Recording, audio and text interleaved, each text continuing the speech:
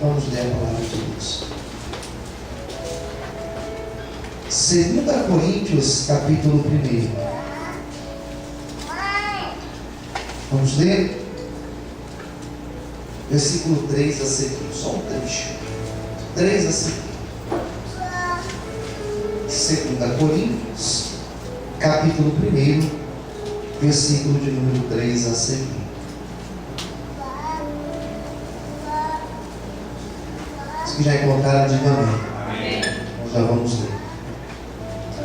Bendito seja o Deus e Pai de nosso Senhor Jesus Cristo, o Pai das misericórdias e o Deus de toda a consolação, que nos consola em toda a nossa tribulação, para que também possamos consolar os que estiverem em alguma tribulação, com a consolação que nós mesmos somos consolados de Deus. Porque como as aflições de Cristo são abundantes em nós, assim a nossa consolação sobeja por meio de Cristo. Mas se somos atribulados, é para a vossa consolação e salvação. Ou se somos consolados, para a vossa consolação, é para a qual se opera, suportando com paciência as mesmas aflições que nós também padecemos. E a nossa esperança acerca de vós é firme, sabendo que, como sois participantes das aflições, assim sereis também da consolação. Porque não queremos, irmãos, que ignoreis a tribulação que nos sobreveio na Ásia, pois que fomos sobremaneira agravados, mais do que podíamos suportar, de tal modo tal que até da vida desesperamos. Mas já em vós mesmos tínhamos a sentença de morte, para que não confiássemos em nós, mas em Deus que ressuscita os mortos, o qual nos livrou de tão grande morte e livrará em quem esperamos, que também nos livrará ainda, ajudando-nos também a vós, com oração por nós, para que pela mercê que por muitas pessoas nos foi feita, por muitas também seja dada graças ao nosso respeito. Vamos orar. Soberano Deus eterno Pai, revela a palavra na manhã de hoje aos nossos corações. Fala com cada um dos teus filhos. Nada impeça, que nada venha nos distrair, Senhor, na manhã de hoje, mas que nós sejamos tocados pela ministração da tua palavra, em nome de Jesus. Amém e graças a Deus. Será que você pode aplaudir bem forte a Deus?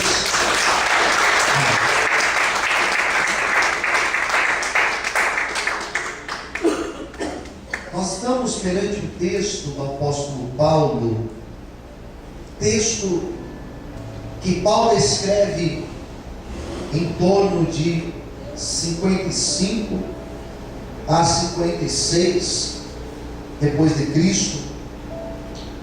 E nós teremos nesta carta umas palavras repetidas algumas vezes, como por exemplo a palavra consolação. O termo consolar, ser consolado por Deus. Teremos também a palavra sofrimento, sofrer, padecer por alguma dificuldade, ter sofrimento. Teremos também a palavra fraqueza. A palavra fraqueza, ela é autônimo da palavra força, fortaleza. A palavra fraqueza mostra o quanto nós somos limitados. Então são palavras assim que são repetidas em vários momentos na carta de Coríntios.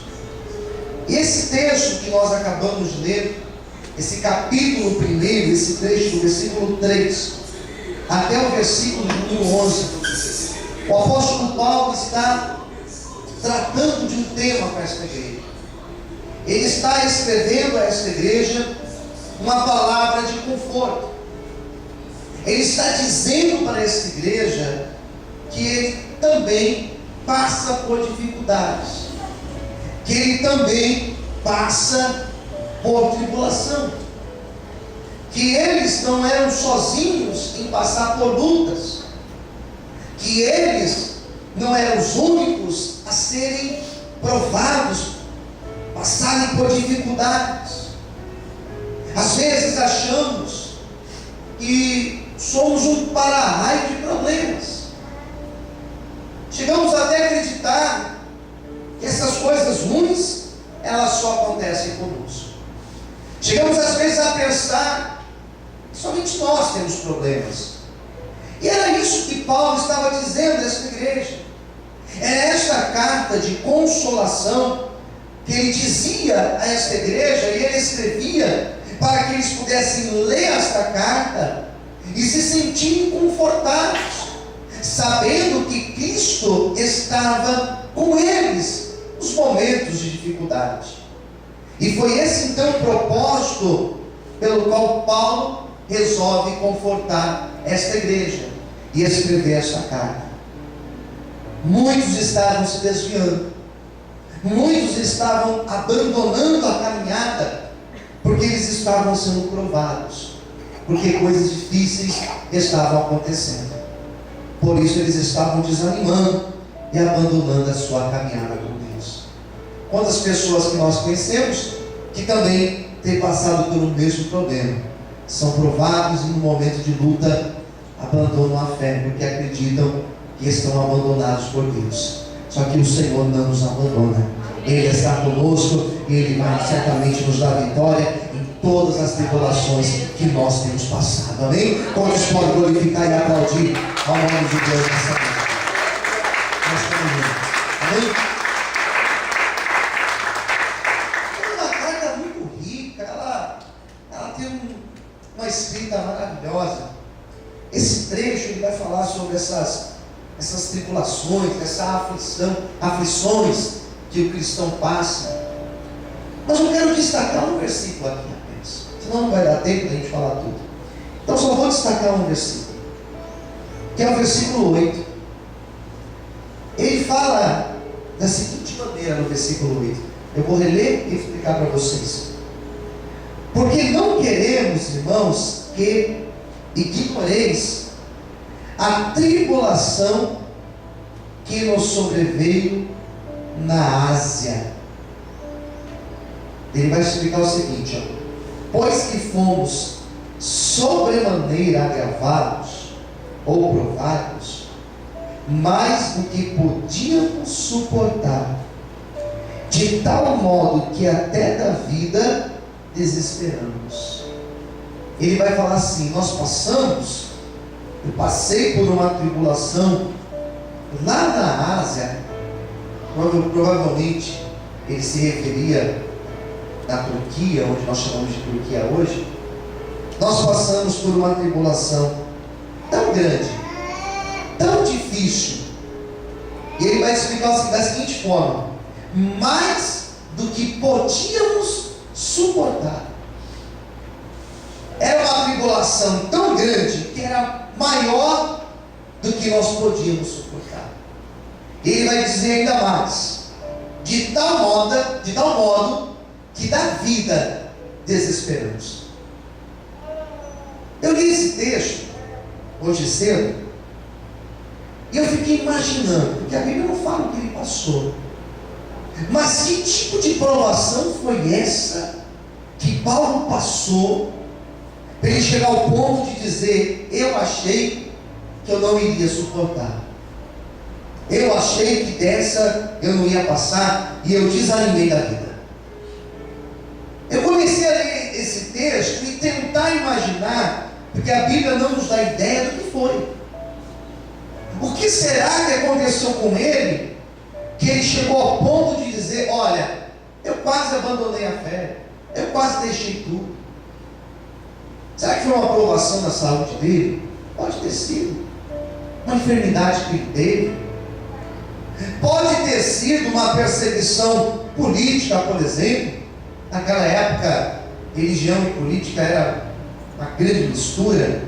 Então pode ser que ele foi provado lá na Ásia, que era a província de Roma. Pode ser que ele estava sendo perseguido por irmãos de fé, outros cristãos, outras igrejas. Pode ser que era uma perseguição de outros grupos religiosos. Pode ser. Pode ser ainda uma perseguição que ele teve com pessoas da sua própria família. Pode ser que ele foi traído por amigos, que se diziam seus amigos. Não dá para nós imaginarmos qual foi a tribulação que ele passou. Mas duas coisas que ele fala nesse versículo 8, elas me chamaram a atenção, me saltaram aos olhos. Que foi o momento que ele disse: nós não podíamos suportar. Por muitos momentos nós acreditamos, já falei, eu já até preguei isso, que se Deus nos deu uma luta, Ele sabe até onde nós suportamos. Eu já falei isso várias vezes. Mas o que Paulo afirma aqui é algo diferente. Paulo vai dizer: olha, o que nós passamos, eu não podia suportar. Quem está entendendo? Diga amém. Não estava no meu alcance. Foi algo que aconteceu e que eu não esperava. Foi um acidente, uma fatalidade, foi um problema que eu tive e que eu não esperava passar por isso. Uma decepção. Foi uma perseguição muito grande. Nós não sabemos o que pode ter sido, mas nós sabemos que tem coisas que nós enfrentamos que realmente é mais do que nós podemos suportar. É uma situação que está além do nosso alcance. Quem está entendendo? Diga-me. Eu costumo diferenciar o Salmo 40 do Salmo 70 justamente por isso. O Salmo 40 fala: eu esperei com paciência no Senhor, Ele se inclinou para mim e Ele ouviu o meu clamor. Esperei com paciência. Já o Salmo 70, páginas adiante, o salmista falou: apresse-te, ó Deus, em me socorrer. Porque tem situações que dá para esperar. Tem situações que você pode aguardar. Mas tem situações que nós precisamos de uma provisão urgente de Deus. E se hoje, nessa manhã, você precisa de uma provisão urgente de Deus, Ele vai te socorrer nessa manhã, em nome de Jesus. Se você quer também, aplaude e glorifique ao Senhor. Aleluia. Graças a Deus. Esta frase falou comigo. Era além do que eu podia suportar. Foi difícil. Foi além do que eu podia suportar, a tal ponto que eu desesperei. E eu achei que não passaria dessa. Eu separei 3 ideias aqui. Vamos pensar que essa aflição que ele se refere foi uma grande tentação. Supondo que foi uma grande tentação. Às vezes nós somos tentados, e nós somos tentados justamente na nossa maior necessidade. O maior exemplo que nós temos na Bíblia de tentação, além do exemplo lá do Jardim do Éden, nós temos o exemplo de Cristo, no Evangelho de Mateus, capítulo 4, vai dizer que ele estava 40 dias no deserto. 40 dias. E ele estava em jejum 40 dias. Imagine só, às vezes a gente não consegue ficar algumas horas sem comer, mas imagine ficar 40 dias e 40 noites. A maior tentação que ele poderia passar era a ausência do alimento. E das 3 tentações que o adversário propôs a ele, a primeira foi justamente a fome, porque era a necessidade imediata dele. Por isso o adversário, ao se aproximar dele, falou: olha, se tu és o Filho de Deus, e transforme essas pedras em pães. Você percebe que a necessidade dele era fome, e foi justamente aí que o adversário provou ele. Será que isso acontece diferente de mim e de você? Não. A nossa maior perseguição, a nossa maior tentação será a nossa fragilidade. Eu tenho lidado com o dependente químico nesses anos aí, como pastor, e eu tenho aconselhado muitos dependentes químicos, quando eles saem, por exemplo, da casa de recuperação, e o conselho que eu dou para eles é: fuja da tentação. Se você sabe que aqui nesse lugar onde você frequentava é um lugar que vai te levar a cair, fuja desse lugar, vai para outro lugar. Tem casos na chácara que quando a pessoa ela sai, ela muda de bairro, porque no bairro onde ela vivia era um lugar que dificilmente ela iria conseguir permanecer firme. Então ela teve que mudar. E por aí isso serve para todas as outras situações possíveis. Qual é a nossa fragilidade? Qual é a nossa maior dificuldade? Se nós temos sido perseguidos numa área de tentação, o melhor a fazer é fugir da aparência do mal. Como eu consigo vencer a tentação? Eu consigo vencer a tentação fugindo.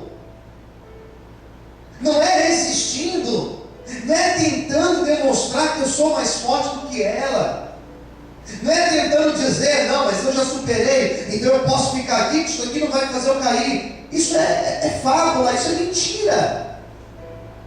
Se andar nessa rua me leva a sentir tentado, eu vou andar pela outra rua, não por essa.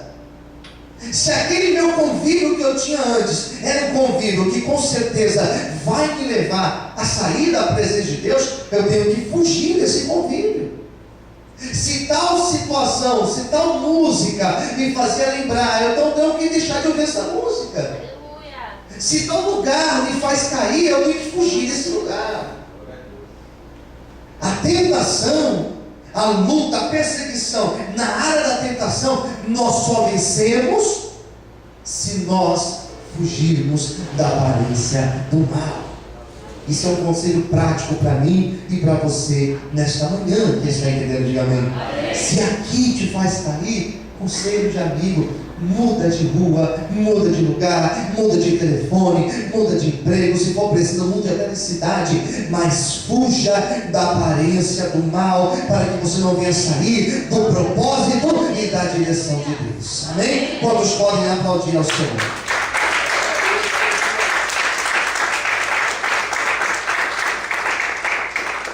A segunda ideia que eu desenvolvi em cima desse texto, que pode ter sido essa tribulação de Paulo. Primeiro foi uma tentação, ou poderia ter sido uma perseguição. Eu acredito muito mais provável ter sido uma perseguição. Porque quando nós somos perseguidos, quando nós nos sentimos acuados, geralmente em momentos assim, a nossa fé, ela é provada. Quem entendeu, diga amém. Amém. Às vezes nós somos perseguidos por lutas tão terríveis que nós chegamos a duvidar que Deus está conosco. Eu tenho insistido numa tese. Essa semana eu preguei, não lembro que dia, eu falei isso na pregação. Às vezes, as nossas experiências com Deus, tudo aquilo que Deus já fez na nossa vida, a impressão que temos que isso não serve mais para nada, que isso não serve de base para você entender que se Deus até aqui foi fiel, Ele não mudou, Ele vai continuar sendo fiel. Às vezes achamos que isso foi no mês passado ali, foi no mês passado que Deus fez uma obra, que Deus supriu, que Deus abriu aquela porta, que Deus abençoou. Às vezes nós achamos que desse mês para cá, Deus deixou de ser Deus, ou Deus deixou de olhar para as nossas vidas. Se naquele momento nós não éramos merecedores e Deus, Ele se manifestou sobre nós, o que mudou de lá para cá? Pode ter mudado em mim, você, mas Deus, Ele é imutável, e Deus não mudou. Se Deus foi fiel naquela ocasião, Ele continua sendo fiel, pois Ele não pode negar a si mesmo, amém? Creia nisso. Quantos podem glorificar e aplaudir o Senhor por esta palavra? Amém? Amém? Quando nós somos perseguidos, além das nossas forças, Ele fala isso, foi além. Melhor a se fazer, e que nós devemos fazer, é se refugiar em Deus, é buscar a Deus, é você buscar a presença do Senhor. Quem está entendendo, diga amém. Estou sendo perseguido, então busca a Deus. Estou sendo provado, então busca a Deus.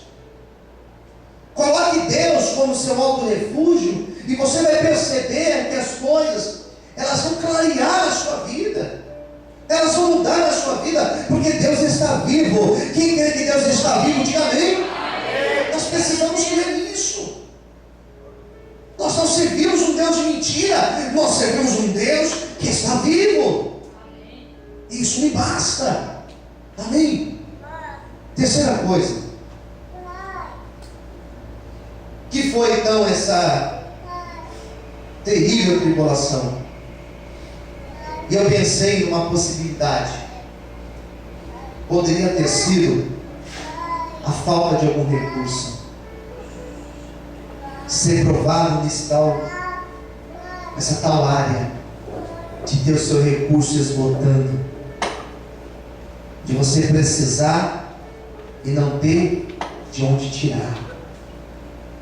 Quem entendeu? Diga amém. Recurso financeiro, às vezes, terrível você ser provado nessa área, ainda mais quando nós temos um filho. Se ser provado nessa área é muito difícil. Quando te falta o recurso, quando você fica de mãos atadas.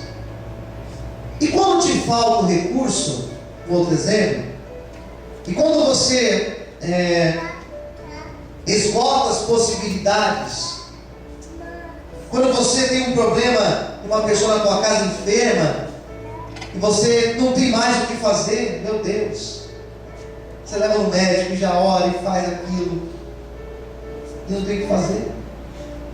Essa semana eu fui no hospital orar por um rapaz, eu já contei isso essa semana, 20% de chance de vida, rapaz de 25 anos, 20% dos médicos deram de vida. Os médicos praticamente disseram: não tem mais o que fazer, acabou o recurso. Isso dá desespero na gente. Quem concorda, diga amém. Para um pai e para uma mãe, sobretudo para um pai e para uma mãe. Eu entrei naquela UTI para orar por aquele rapaz.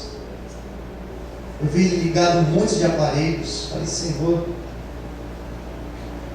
eu não tenho o que fazer por ele, Senhor, a não ser orar e entregar nas tuas mãos, Senhor. Porque os médicos já estão fazendo de tudo. E aí eu pude orar por aquele rapaz, entubado ali, desenganado, entubado e desenganado pelos médicos. Nesta manhã talvez está faltando recurso na tua vida. Nesta manhã talvez você chegou numa linha, e essa linha se chama limite. Talvez até aqui você conseguiu fazer e você não está vendo mais mudanças. Talvez até aqui você tenha orado pelo teu casamento e parece que o teu casamento alcançou esse tal limite. Talvez financeiramente você está nesse tal limite. Talvez em alguma área da tua vida você se deparou com essa tal barreira chamada limite, com essa tal muralha na sua vida chamada limite. com esse tal mar vermelho chamado limite, com esse tal Rio Jordão na tua frente chamado limite. Só que nesta manhã eu quero profetizar na tua vida que o Deus que nós servimos, Ele vai te levar além. Eu quero hoje, nesta manhã, profetizar que o Deus que nós servimos, Ele vai te segurar pela mão e Ele vai te fazer passar por esse tal limite, e Ele vai fazer você viver a promessa dEle na tua vida. Pode ser que esgotar os teus recursos, mas não significa que esgotou o recurso de Deus. A provisão do Senhor, ela vem sobre ti nesta manhã e sobre a vida daqueles que nós temos orado. Que crê nisso, levanta sua mão, glorifique e aplauda ao Senhor nesta manhã bem forte. Aleluia. Quantos podem aplaudir ao Senhor? Aleluia. É no meu limite que a mão de Deus, que o poder de Deus se manifesta. Posso ouvir amém? Amém. Fala para quem estiver no teu lado, é no teu limite que a mão de Deus irá operar na tua vida. Amém? É no nosso limite, é no esgotar do meu recurso, é no limite, quando eu chego na minha totalidade de fraquezas, que Deus opera, que Deus se faz conhecer como o Deus da provisão. Amém.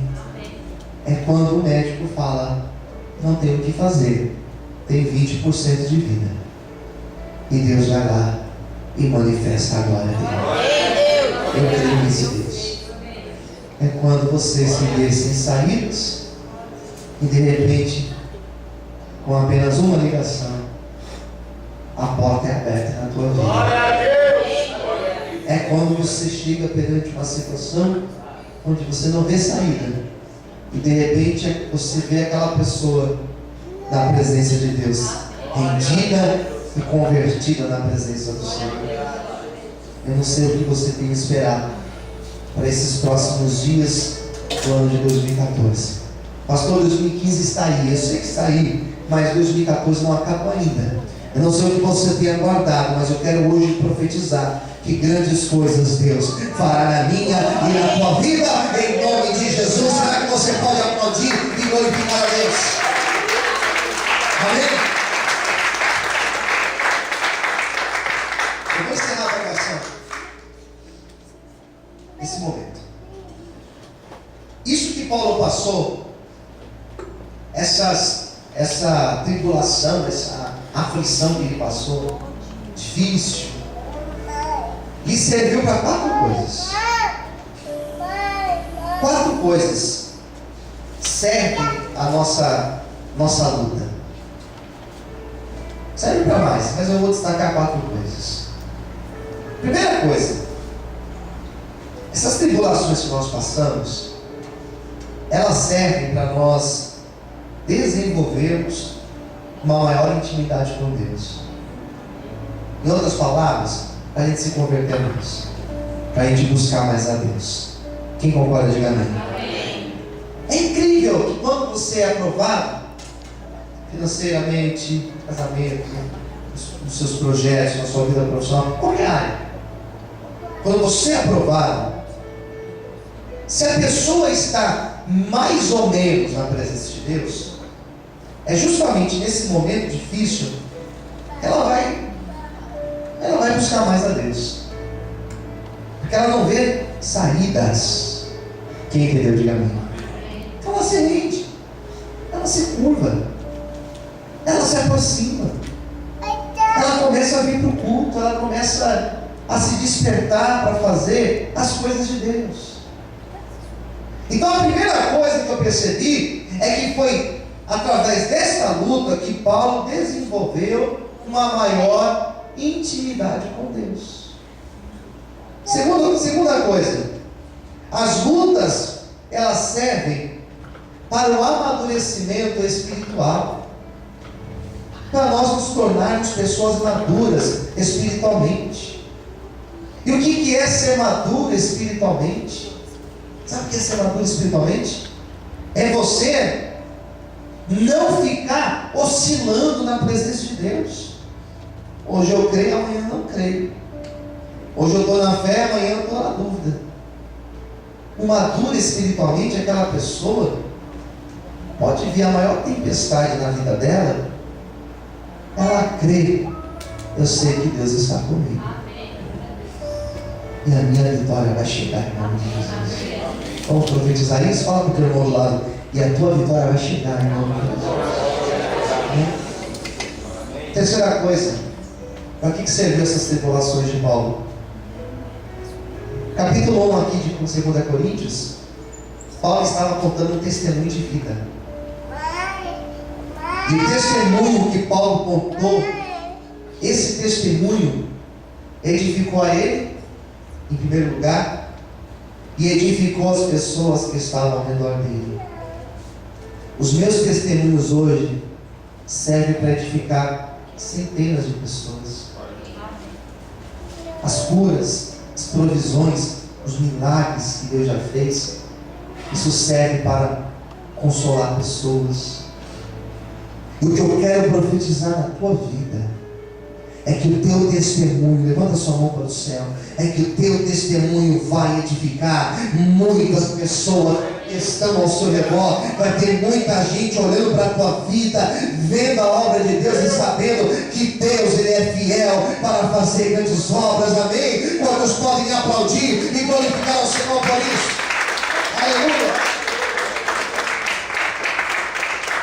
Em quarto e último lugar, o testemunho serve como consolo e como esperança. Amém. O meu testemunho, para mim, que Deus já fez na minha vida, hoje me serve como consolo e uma esperança que amanhã Deus também fará uma grande obra. Isso na minha vida e na vida para quem eu conto, na vida daqueles que eu conto. Hoje eu posso chegar para pessoas e falar: olha, Deus é o Deus da provisão, porque teve um dia que Ele foi provisão na minha vida. Hoje eu posso falar para pessoas: Deus é o Deus que cura, porque Ele curou a minha vida, Ele vai curar a tua. Quem entendeu, diga amém. Se hoje nós temos sido atribulados no limite, saiba que nesse limite vai começar o agir do Senhor na tua história. Aplauda a Deus bem forte. Eu quero orar para você nessa manhã.